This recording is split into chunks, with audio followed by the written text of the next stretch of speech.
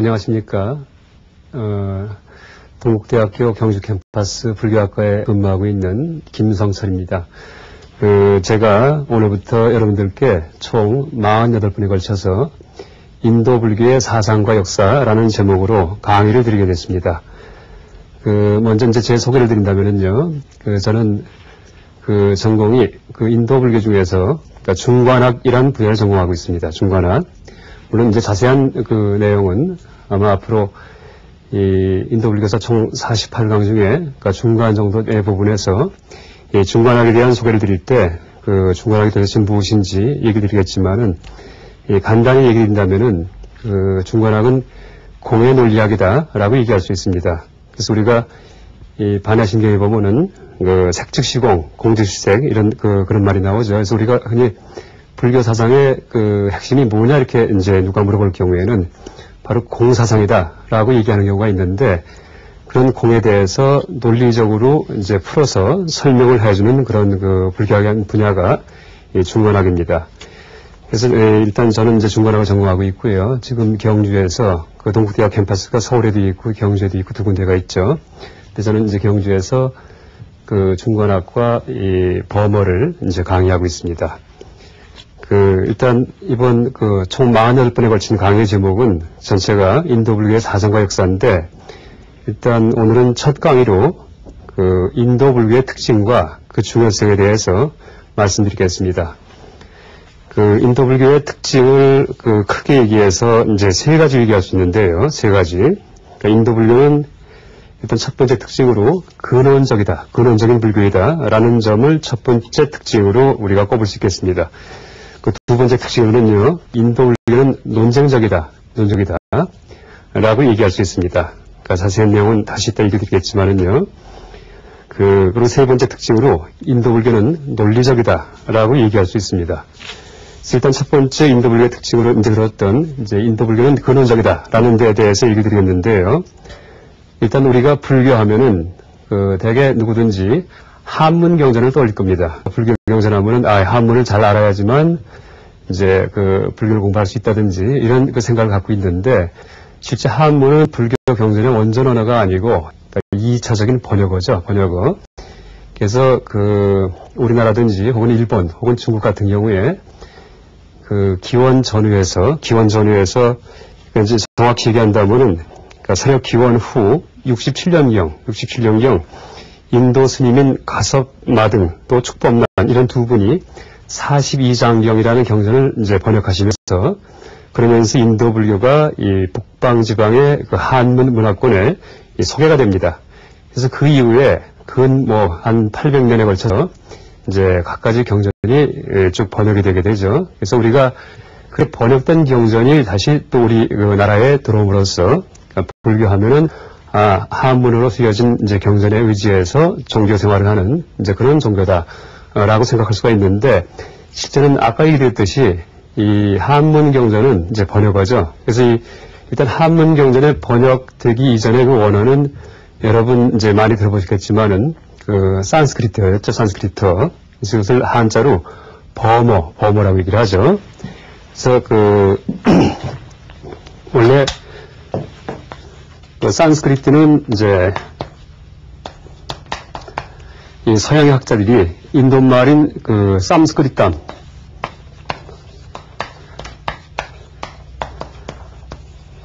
그러니까 이러한 인도 말을 이제 서양 언어 표기법으로 보다 발음하기 쉽게 나타내서 산스크리트어라 얘기를 하지만은 원래는 이 범어를 인도 내에서는 삼스크리탐이라는 명칭으로 불렀습니다. 그래서 이 뜻은 쌈스 할 경우에는 이제 쌈이라는 뜻이 완전 혹은 완성된 이런 의미를 갖고 있습니다.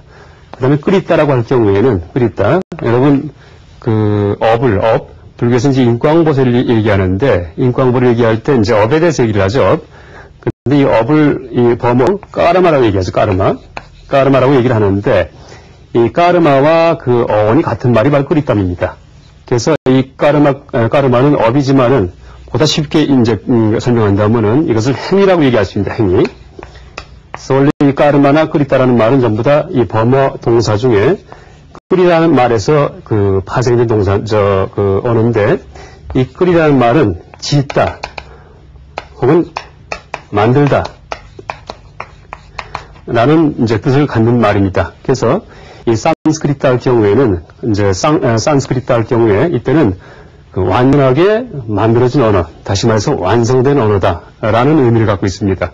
그래서 실제는 우리가 이제 현재 접하고 있는 그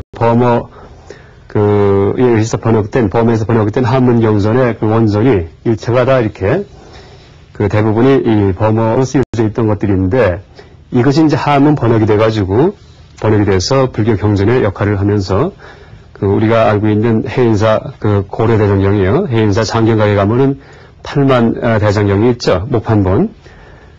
그런 그 이제 고려대정경이 돼가지고 우리가 이 접하는 이제 불교 경전으로 이제 그렇게 그 전해주십니다. 그래서 실제 그 불교는 한문에 의해서 혹은 중국어에 의해서 어떤 종교 생활이 이루어진 이제 그런 종교가 아니고, 원래는 인도 고전어, 그러니까 고전어인 이 산스크리트어에 의해서 이 모든 그 대부분의 대승불교 경전들이 쓰여져 있다고 기할 수가 있죠.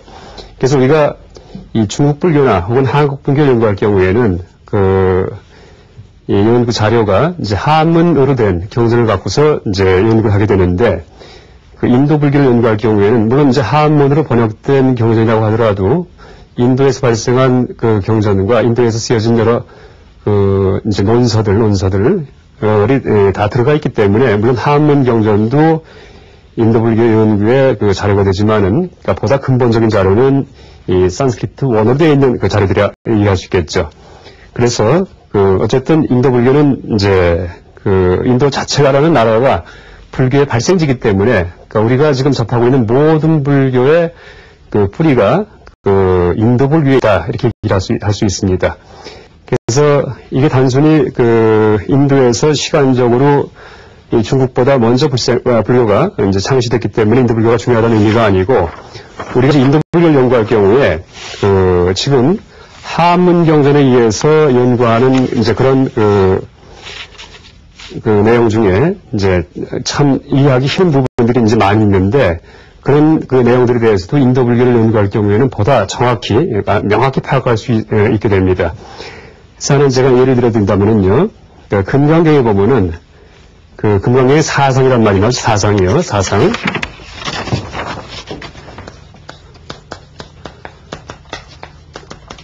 그 사상은 우리가 이제 제거해야 될 자아의식이다, 자상이다, 이렇게 일하는데, 네 가지 이제 자아의식이 있는데, 이것을 이 금강경에 보면은 아상, 인상, 중생상, 수사상 이렇게 일합니다. 아상, 인상, 중생상, 수사상.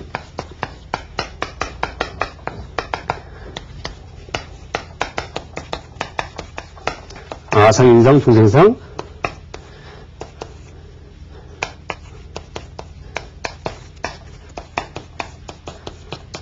수사상.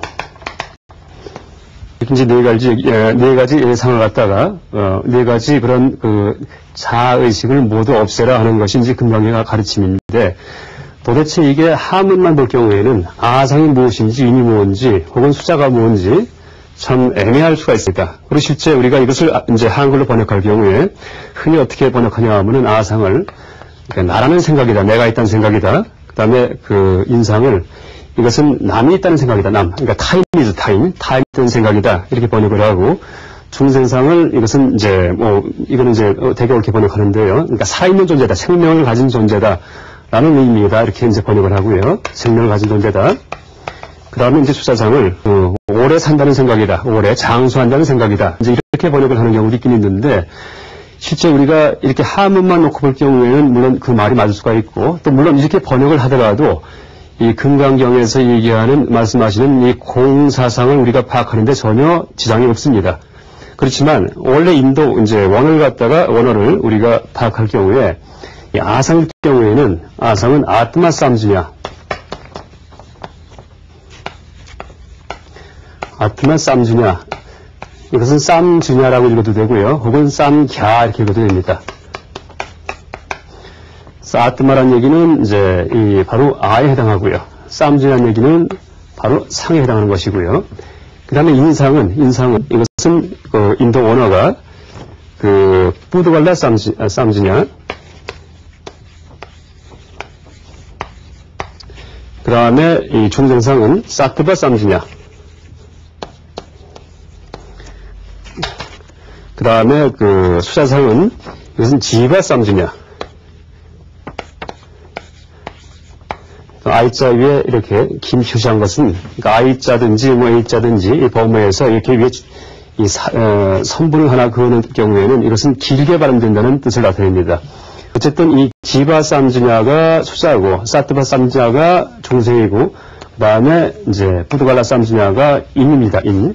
그래서 이 아상, 인상, 중생상, 수자상에 해당하는 이 범어 원문을 볼 경우에는 아주 이 의미가 명확하게 드러날 수가 있습니다. 일단 아트마 쌈지냐 할 경우에 이 아트마는 이제 어떤 의미냐 하면은 여러분 아마 우파니샤드라고 들어보셨을 거예요. 우파니샤드. 인도의 불교 발생 이전부터 바라문교라는 종교가 있었다는 얘기를 하죠. 바라문교. 이 바라문교의 종교에서 처음에는 그러니까 이제 신에 대한 어떤 찬송을 중심으로 종교 행위를 하다가 시대가 흐르면서 우주의 근본적 원리에 대한 그런 철학적 사색이 싹 트게 되죠. 그래서 후대에 가면은 이제 우파니샤드라는 그런 이 종교 경전이 이제 편찬이 되죠. 그러면서 우주와 이 인간의 근본 원리에 대한 사색을 시작을 하게 되는데, 그때 이제 그렇게 사색했던 종교인들이 발견했던 이 나의 근본 주체, 나의 근본 원리가 바로 아트만입니다. 아트만. 여기다가 이제 N자를 붙이면은 원형이 되고요. 아트마가 되면은 복합으로 만들 경우에는 N자를 빼버립니다. 그래서 이 아트마는 이 우파니샤드에서 얘기하는 그런 참나가 있다는 그런 사고방식, 그러니까 불교가 아니고 이건 외도죠, 외도. 그러니까 불교가 아닌 이교도에서 얘기하는 자아가 있다는 사고방식, 그 자아는 영원히 죽지 않는 자아다라는 사고방식에 대한 비판이 바로 아상에 대한 비판입니다. 아상에 대한 비판. 그래서 이제 우파니샤드에서는 나중에 다시 얘기를 드리겠지만은 이 나의 행동 거지 아니면 내가 느끼는 모든 것들, 이런 것들의 구심점이면서 출발점인 그 근본적인 나, 이것은 모든 우주를 주재하는, 그러니까 우주를 이제 관장하는 그런 절대 원리와 동일하다 하는 그런 사실을 발견하게 되죠. 그래서 그 사상을 버마이다 사상이다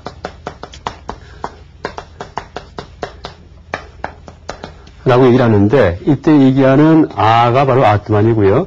범은 브라흐만은 이제 흔히 뭐 기독교적으로 얘기한다면 우주 창조자든지 아니면 인도에 이제 에서 얘기하는 온 우주를 창조했다는 브라만 천신을 이제 브라만 이렇게 얘기를 하는데, 나중에 이게 절대 원리화가 돼가지고 전 우주와 세계를 주관하는 그런 절대자가 되죠. 그래서 이 양자는 일치한다, 동일하다 하는 자각을 이제 할 경우에 이게 우파니샤드에서 말하는 종교적인 최고의 경지입니다. 바로 이게 해탈이고요. 근데 불교에서 금강경에서 이 아상을 비판할 때, 아상은 이제 잘못되었다 이렇게 얘기하죠. 금강경에서 부처님께서. 그때는 이런 시의 아트마는 엉터리다 이런 뜻입니다. 그래서 아상을 비판할 때 단순한 내가 틀렸다는 얘기가 아니고 내가 했다는 생각이 틀렸다는 얘기도 물론 포함은 되긴 되지만은 근본적으로는 불교 말고 외도인, 이교도인 그런 우파니샤드 사상가들이 추구하던 그 종교적인 근본 원리가 사실 잘못 구성된 것이다라는 그런 비판적 의미가 담겨 있습니다. 그 다음에 보통 이제 인상으로 번역되는 인상, 뿌드갈라 쌈지냐, 뿌드갈라는 이것이 한문으로 번역할 때 보트가라라고 번역합니다. 보트가라. 그래서 이것을 사람이다, 사람, 혹은 뭐 개체다, 하나의 독립적인 자기동성을 가진 그런 개체다. 이렇게 해석할 수가 있는데, 이때 이 뿌드갈라는 이제 그냥 단순한 사람이다, 개체라는 의미보다도 불교 내에도 잘못된 학설을 갖고 있던 그런 부파가 있었습니다. 그래서 여러분 아마 요새는 이제 교양대학이 많이 있기 때문에 아마 과거 한 10년, 20년 전보다도 이제 불교에 대한 아주 학문적인 지식을 아주 깊이 있게 갖고 있는 그런 신자분들이 많이 계십니다. 그래서 아마 여러분 독자부라고 들어보셨을 겁니다. 불교의 부파 중에. 그러니까 초기 불교 이후에 이제 부파 불교, 우리가 얘기하는 소승 불교가 발생하는데, 그러니까 한 20개의 종파가 발생하죠. 그 중에 하나의 종파가 독자부라는 종파가 있었는데, 이 독자부에서는 독자부에서는 이제 이 보트가라가 있다라고 주장을 합니다. 보트가라. 그러니까 개체가 있다, 개체가. 근데 독자부에서 얘기하는 이 개체는 무슨 의미냐 하면은 이 독자부에서 이 보트가라 부두갈라라는 그런 그 개체를 설정하게 됐냐 하면은 여러분 이제 부처님 가르침의 핵심은 무아설이라는 얘기를 하죠. 무아설. 그러니까 무아는 내가 없다는 의미입니다. 자아가 없다는 의미인데 이 자아가 없다는 그 사실하고 그럼에도 불구하고 또 부처님 말씀 중에 윤회한다 이런 말이 있습니다. 윤회한다. 근데 내가 없다면은 윤회에서 다음에 태어날 경우에 나중에 인과응보에 의해서 내가 전생에 지었던 과보를 받는다고 하는데 내가 없다면은 과보를 짓고 밟고 하게 뭐 있겠느냐. 그러니까 윤회설과 무아설은 무슨 되지 않느냐 하는 이제 그런 이제 어떤 그 반성이 일어나게 되는데 거기에 대한 해결 방안을 제시한 그 교리가 바로 보트가라설입니다. 보트가라. 이 보트가라는 우리의 몸뚱이 혹은 정신과 동일한 것도 아니고 다른 것도 아닌 이제 그런 제3의 존재이다. 그래서 이것이 윤회의 주체가 돼가지고 우리의 인과응보의 세계에서 내가 지은 업을 내가 받을 때 그때 나의 역할을 하는 것이 바로 보트가라다. 이렇게 얘기를 합니다. 그래서 이제 비유한다면은 대개 이 보트가라를 장작에 붙은 불에 비유를 합니다. 그러니까 이쪽 장작에 불이 붙어 타다가 그 다음에 불이 다 꺼지면은 그 다음 장작에 불이 붙을 수가 있겠죠. 번져서. 그럴 경우에 이 불길 그 자체는 장작과 같은 것도 아니고 또 그렇다고 완전히 다르다고 할 수도 있겠죠. 왜냐하면 장작이 없으면 불이 없고 불이 없으면 장작이 없으니까. 그렇게 이 장작과 같은 것도 아니고 다른 것도 아닌 불길이 다른 장작으로 옮겨가듯이 우리도 윤회할 때 내 몸이나 정신과 같지도 않고 다르지도 않은 이 보트가라가 있어갖고 윤회의 주체가 돼가지고 이것이 계속 이제 나의 자기동성을 이제 유지하면서 그러니까 이제 3세에 걸쳐서 살아가는 것이다 이렇게 얘기를 하죠. 그런데 그러니까 인상도 없다 금강경에서 라고 얘기할 때는 바로 이 보트가라설에 대한 비판이다 이렇게 얘기할 수 있습니다. 그래서 이 보트가라설을 얘기하는 이 독자부는 이 불교 내에서 뭐 수백 년에 걸쳐서 계속 비판의 대상이 되죠. 잘못된 이론을 내세웠다 해가지고. 그 다음에 세 번째 중생상은, 그러니까 누구든지 알 수 있듯이 중생은 뭡니까? 모든 살아있는 생명체가 중생이죠. 그러니까 목숨을 가진 모든 놈들. 또 하나 우리가 이제 알아볼 것은 여기에는 식물은 안 들어갑니다. 우리가 생명을 이제 죽이지 마라, 살생하지 말라 하는 불교의 어떤 기울이 있는데, 이때 식물도 생명 아니냐, 생명을, 그러면 쌀이나 이런 음식물을 먹을 경우에 아무리 채식을 하더라도 생명을 죽이는 게 아니냐, 이렇게 얘기할 수 있는데, 이제 식물도 생명이라고 보는 것은 인도 내에서 자이나교 같은 경우에는, 그러니까 나중에 다시 얘기할 겁니다. 이럴 경우에는 식물이 생명이다, 식물은 영혼을 갖고 있다, 이렇게 합니다. 근데 그 이유를 어떻게 드냐 하면은, 이 어떤 나무가 있는데, 밤만 되면 잎사귀가 이렇게 수그러집니다. 여러분, 미모사 아시죠? 미모사. 잎사귀가 이렇게 닫히는. 그렇듯이, 어두워지면은 이놈이 이제 잠을 자듯이 수그러지니까, 이 식물도 목숨이 있는 생명이구나, 하고 얘기를 하는 그런 이론이 있습니다. 근데 불교에서는 이제 그것을 논파를 하죠. 그러면서 식물은 생명이 아닙니다.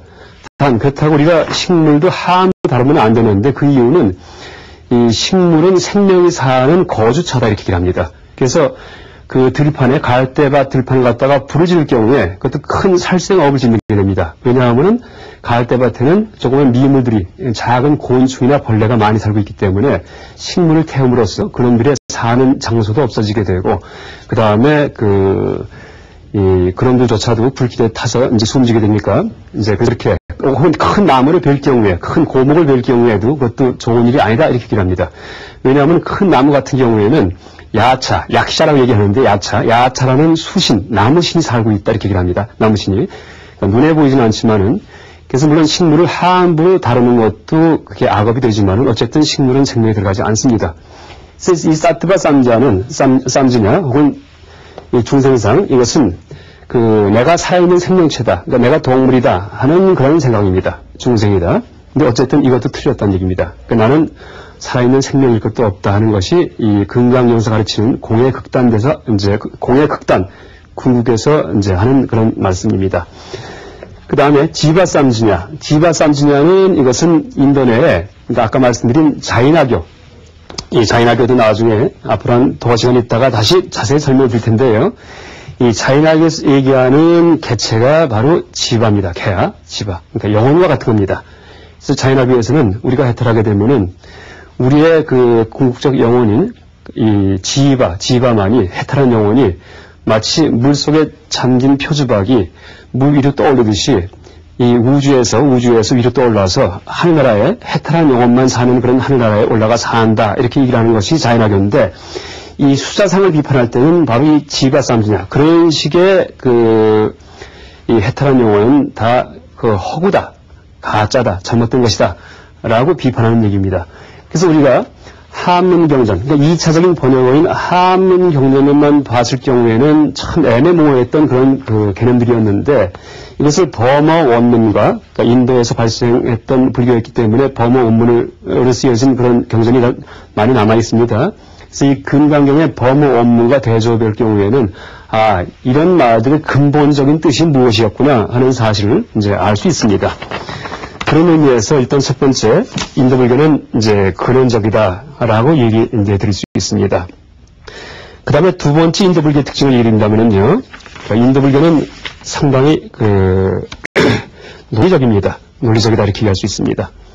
논리적이라는 얘기는 우리가 흔히 이제 불교하면은 직관의 종교다. 깨달음하면은 갑자기 우리가 단박에 깨닫는다는 이제 그런 사고방식을 갖고 있는데 이제 그렇게 또 많이 배워왔죠. 물론 그럴 수도 있겠지만은 그렇게 깨닫기 전의 과정에서 철저하게 논리를 사용하는 것이 인도 불교라고 얘기할 수 있습니다. 그래서 이 서양 불교학자들은, 그러니까 현대의 서양 불교학자들은 불교에 대해서 어떻게 이제 그 별명을 붙이냐 하면은, 그러니까 다양한 세계 종교 중에 유일하게 분석적인 종교가 바로 불교이다 이렇게 얘기를 합니다. 그래서 그걸 아날리티컬 릴리전 이렇게 얘기를 합니다. 아날리티컬 릴리전, 그러니까 분석적인 종교다. 그리고 부처님 자신도 이제 제자들한테 혹은 다른 이교도한테 어떻게 말씀하시냐 하면은 나는 분별설자이다. 분별설자. 비바자 바딘 이렇게 얘기를 하는데요. 분별설자를. 그러니까 낱낱이 따져서 분석해서 알려주는 그런 이 종교인이다. 라는 의미입니다. 그래서 인도 불교는 상당히 논리적인 불교이다. 라고 얘기할 수 있습니다. 일단 이제 그렇다면은 한문 불교일 경우에 우리가 접하고 있는 한문 불교일 경우에는 우리가 보통 직관의 불교라고 이제 알았는데 왜 그럼 인도 불교가 논리적인데 한문 문화권에 와서는 직관의 불교가 됐나라는 이제 이유를 생각해 본다면은 아마 가장 큰 이유가 인도와 중국의 언어의 차이 때문에 이제 이렇게 사상의 차이도 있지 않았나, 차이도 발생하지 않았나라고 생각할 수 있습니다. 인도 언어는 우리가 인도가 이제 동양에 속하는 나라다 이렇게 얘기를 하지만은 실제 인도 언어는 서양 언어와 뿌리가 같습니다. 그래서 인도 언어는 인도 유럽어족에 속하기 때문에 이제 사실 전 세계에서 논리학이 발달한 지역이 인도와 히랍 두 군데뿐이 없는데 이렇게 인도에서는 이 언어 자체가 논리적이었기 때문에 논리학도 발달할 수가 있었고 그 다음에 중국 경우에는 물론 중국서도 논리학이 발생했다는 얘기를 하긴 하지만은 중국서는 명가라는 이름하에 제자백과 중에요. 이름하에 논리학적인 사상이 있어가는 정도의 얘기만 할 뿐이지 실제 중국 한문 자체는 절대 논리적인 언어는 아닙니다. 그렇다고 하얀 언어란 의미가 아니고 한문이라는 문자 자체가 직관의 언어다 이해할 수 있습니다. 그래서 인도 언어는 이 산스크리트 계통의 언어가 바로 인도 유럽 어족에 속하는 그런 논리 언어였기 때문에 그래서 부처님의 가르침도 상당히 논리적이고 분석적이었는데 이 중국의 한문은 직관의 언어였기 때문에 인도 불교 중에 그러니까 직관적인 부분이 대거 이제 수용이 돼서 직관적인 가르침만이 이제 많이 수용이 돼서 이 중국 불교를 형성하고 그것이 우리나라까지 전수가 되었다라고 얘기할 수 있습니다. 그 다음에 또 하나 특징을 든다면은 인도 불교는 논쟁적이다라고 얘기할 수 있는데요. 인도 불교는 이제 어디에 대해서 논쟁적이냐 하면은 중국 불교든지 한국 불교는 한마디로 얘기한다면 회통적이다라고 얘기할 수 있습니다. 그러니까 회통이라는 얘기는 종합을 한다는 얘기인데, 그러니까 종합한다는 얘기는 그러니까 다양한 불교 사상을 하나의 틀에, 하나의 체계에 이제 집어넣어서 정리해서 이제 일반 신자한테 알려주는 이제 그런 작업을 많이 한 그런 불교가 중국 불교는 한국 불교다 이렇게 얘기할 수가 있고요. 근데 반면에 인도 불교는 그러니까 상당히 논쟁적입니다. 다시 말해서 사상과 사상 사이에 아주 치열한 논쟁이 이제 이루어지면서 그 인도 불교가 발전하게 됩니다. 물론 그 원인은 아까 얘기했듯이 인도의 언어 자체가 그 논리적인 언어이기 때문에 그렇다는 얘기도 들 수 있지만은 또 하나가 인도 내에서는 그 앞 시대의 불교 사상을 비판하면서 항상 다음 시대의 불교 사상이 탄생하거든요. 그 다음에 인도 내에는 불교만 있던 것이 아니고 다른 외도가 많이 있었죠. 이런 외도들을 공격할 경우에도 상당히 이제 논리를 구사하면서 논쟁을 사용을 했죠. 그렇기 때문에 인도 불교는 그 상당히 논쟁적인 그런 그 내용을 많이 담고 있습니다. 그래서 우리가 현재 그 우리가 이제 접할 수 있는 그런 많은 불교 경전들 중에 그러니까 논서들은 대개 문과 답, 그러니까 질문과 답변 형식의 그런 논쟁에 의해서 구성된 것들이 많이 있습니다. 이렇게 이제 오늘 그 인도 불교의 특징과 중요성에 대해서 얘기를 했는데요. 그러니까 다시 이제 정리를 드린다면은 일단 첫 번째 인도 불교는 이제 근원적이다. 그러니까 인도 자체 내에서 발생했던 모든 소승과 대승의 불교 사상이 나중에 그 중국이나 일본, 한국 같은 그런 다른 지역에 전파가 됐기 때문에 그 뿌리는 그 모든 다른 지역의 불교 사상의 뿌리는 인도에 있다. 이런 것을 이제 첫 번째 특징으로 꼽을 수가 있고요. 두 번째 특징은 인도 불교는 논리적이다. 라는 얘기를 드렸습니다. 그러니까 논리적이라는 얘기는 그 언어 자체가 인도 유럽어족에 속하기 때문에 인도 유럽어족은 굴절어 계통에 속하니까 이 단어의 기능이 문장 내에서 명확히 나타납니다. 그래서 이제 논리적인 언어이기 때문에 우리가 흔히 그 상식적으로 알고 있는 그런 그 내용과 달리 논리적인 불교가 인도 불교다 이렇게 얘기할 수 있습니다. 세 번째는 인도 불교는 항상 불교 내에서 혹은 불교 바깥의 외도와의 그 토론을 통해서 논쟁을 통해서 발전해 갔기 때문에 그 논쟁의 내용이 담겨 있는 그런 수많은 노서를 그 이제 작성했다. 그래서 인도 불교는 논쟁적이다 이렇게 얘기할 수 있습니다. 이상 그 인도 불교의 이 세 가지 특징과 또 그 중요성에 대해서 말씀드렸습니다. 네, 감사합니다.